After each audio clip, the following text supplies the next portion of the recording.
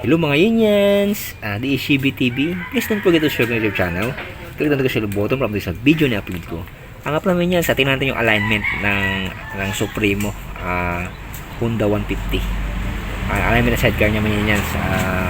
Kasi itong alignment ng mga Yunians, mas pinatibay ito. Tingnan natin, tara na. Ito mga Yunians yung alignment niya mga Yunians. Ito yung Supremo 150 TMX. Ano yan? Yan, yung Supremo. Tingnan mo yan yung alignment niya. Kumbaga mga yan, ito yung dating alignment niya, yung pinabago siya eh. Ito dati na to mga yan, dati na to. Ang nabago sa kanya mga yan, yung ito mga yan, talagang bagong alignment to, bago. Ito mga yan, so, kumbaga mga yan, meron siyang ganito. Meron siyang Sir! Kumbaga mga Yunians, ang nabago sa kanya mga Yunians, ito, meron siyang ito mga Yunians, ito mga Yunians, ang tawag ito mga Yunians, stabilizer. Ito ang nagpapatibay ng alignment mga Yunians, stabilizer. Kung walang ganito mga Yunians, kung ito lang sa mga Yunians, ito lang, kumbaga, okay naman siya, pero kapag ang karga niya is sobrang bigat, hindi kakayanin pag ito lang Yunians.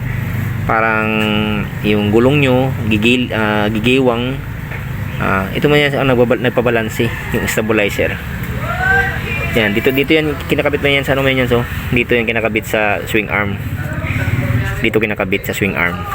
I mean yan, para may idea ko may yan na kung gaano ka-importante yung stabilizer. Tsaka may yan, meron pa dito nilagay din dito na isa para maging solido siya, may isa pa dito. Kumbaga may yan, pwedeng wala na to eh, kung bakal ito. Kung bakal ito, kasi stainless ito man yan, stainless kasi ito eh. Stainless, kaya kumbaga matibay sana to pag bakal. Kasi stainless to. Kaya nilagyan siguro ng ganito. Nilagyan ng ganito na. Para mas lang matibay. Kaya may yan, sa kagandahan ito man yan, ito yung alamin to kahit kargahan ng mabigat. Ano man yan, napakatibay nito kasi merong stabilizer. Ito nung nagpapatibay sa alignment mga Yunians. Kaya yung dati mga Yunians, dating alignment niya walang ganito, ngayon mga Yunians meron na. So mga Yunians, yun lang. So yun lang mga Yunians,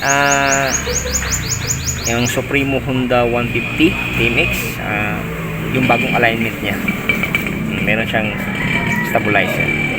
Ayan, salamat sa panonood. God bless you everyone. Sana nasa mabuting kalagayan. Keep safe and bye-bye!